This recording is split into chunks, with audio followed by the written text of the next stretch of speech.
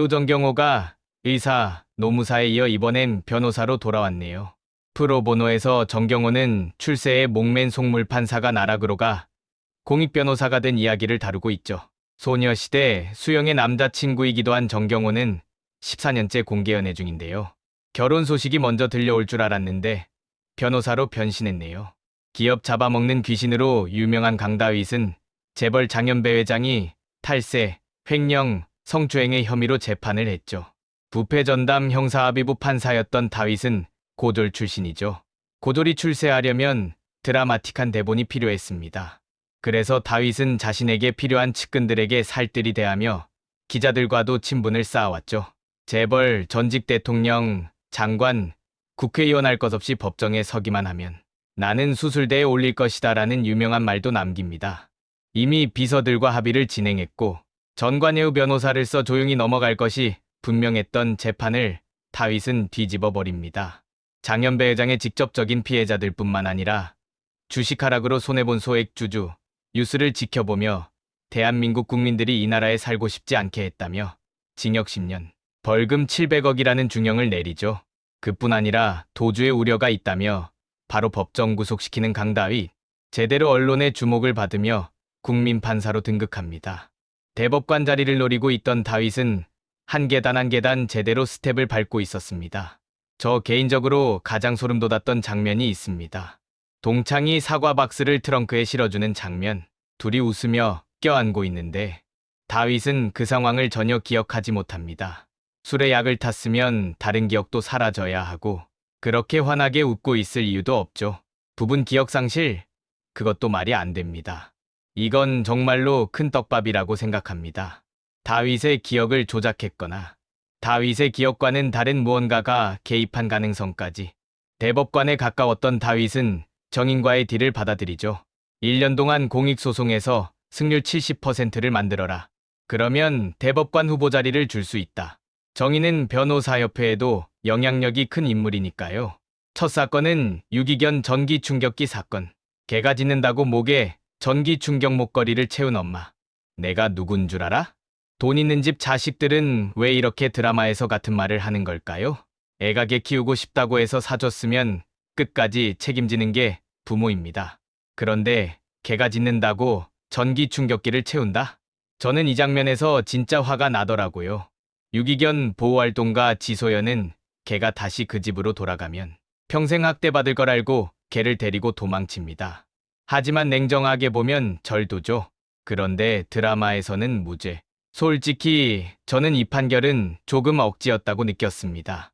개주인이 200% 잘못한 건 맞지만 법은 법이니까요. 그래도 드라마니까 가능한 전개라고 이해했습니다. 그리고 또 하나 충격적이었던 장면. 다윗이 재판을 유리하게 만들기 위해 판사를 바꿔버립니다. 자기가 원하는 판사가 배정되도록 그냥 판을 재조정해버렸죠. 이 장면에서 정말 씁쓸했습니다. 우리가 잘 아는 현실이잖아요. 억울하게 재판받아도 돈 없고 백 없으면 질 가능성이 크다는 냉혹한 현실. 법정은 정의보다 전략이 우선되는 곳이 된 지 오래입니다. 그래서 재판은 스토리 짜기 싸움이란 말이 생기죠. 국민참여재판은 더더욱 그렇습니다. 이번 독참에서도 다윗의 플랜과 연기가 정말 돋보였습니다. 드라마적인 쾌감은 확실했어요. 결국 내가 누군 줄 알아를 외치던 엄마는 총선을 앞둔 검사장 아버지의 전화 한 통의 말을 바꿉니다. 저 개는 제 개가 아닙니다. 이긴 건 이긴 건데 속은 좀 씁쓸했습니다. 돈 있는 집안 자식들이 이렇게까지 법망을 피해왔겠구나. 그런 생각이 계속 들었거든요. 그리고 다음화 3, 4화에서는 하느님 소송이라는 이름 뒤에 숨겨진 웅산복지재단의 진짜 민낯이 드러나기 시작합니다. 처음엔 저도 그냥 드라마적 장치라고 생각했어요. 하지만 곧 알게 되죠. 이건 하느님을 고소하는 이야기가 아니라 인간이 만든 지옥을 고발하는 이야기라는 거요. 선천성 하지마비를 가진 아이, 그리고 아이의 엄마는 과거 웅산복지재단 산하시설에서 생활하며 일했던 산모였습니다. 그런데 그 시절 공장에서 누출된 유기용제와 중금속, 트리클로로에틸렌, 톨루엔, 전부 태아 신경계에 치명적인 물질이죠. 이걸 몰랐냐고요? 아닙니다. 웅산복지재단은 알고 있었습니다. 그리고 은폐했죠. 다윗은 판사 출신답게 사건의 시간을 먼저 파고듭니다. 아이 엄마의 근무 기록, 당시 시설에서 처리된 폐기물 자료, 그리고 제일 소름 돋는 건 은폐된 내부 문건이었습니다. 산모환경 안전조사 보고서 17호, 산모 22명 중 14명 조산, 3명 기형 출산, 전부 같은 시기, 같은 재단, 같은 공장. 그런데 보고서 말미엔 이렇게 적혀 있었죠. 언론 대응 불가, 내부 문건으로만 보관, 외부 유출 금지. 한마디로 알면서 숨겼다는 뜻입니다. 웅산복지재단 변호인들은 유전적 요인도 고려해야 한다며 물타기를 시도하지만 다윗이 이렇게 말합니다. 유전이라면 왜 그 공장에서 일한 산모들에게만 똑같은 패턴이 나타났을까요? 이 한 문장이 법정을 얼어붙게 만들죠. 그리고 다윗은 일반 재판이 아니라 또다시 국민참여재판을 선택합니다. 판사들이 재단 편을 들 가능성이 높다는 걸 누구보다 잘 알고 있으니까요. 배심원들에게 다윗이 한 말은 모두가 울컥할 것 같습니다. 이 아이가 신의 벌을 받은 게 아닙니다. 인간이 만든 환경에 의해, 인간이 만든 무책임 때문에, 인간이 만든 고통 속에서 태어난 겁니다. 그리고 판결이 내려집니다. 웅산복지재단 이사장, 오규장, 업무상 과실치상과 환경범죄, 은폐 혐의로 징역 8년, 집행유예 없음.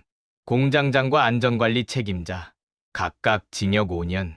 환경관리팀장, 은폐 공모로 징역 3년 6개월. 그리고 재단 전 재산이 압류되어 피해자들을 위한 보상기금으로 전환됩니다. 아이의 가족에게는 배상금 35억, 재단은 사회복지법인 자격 자체를 잃고 해산됩니다. 현실에선 쉽지 않은 판결이지만 드라마니까 가능한 사이다 판결. 하지만 동시에 우리가 정말 보고 싶었던 정의이기도 합니다. 다윗은 판결문을 읽으며 마지막으로 말합니다. 이 아이는 신의 벌을 받은 게 아닙니다. 여러분이 만든 세상에서 벌을 받은 겁니다.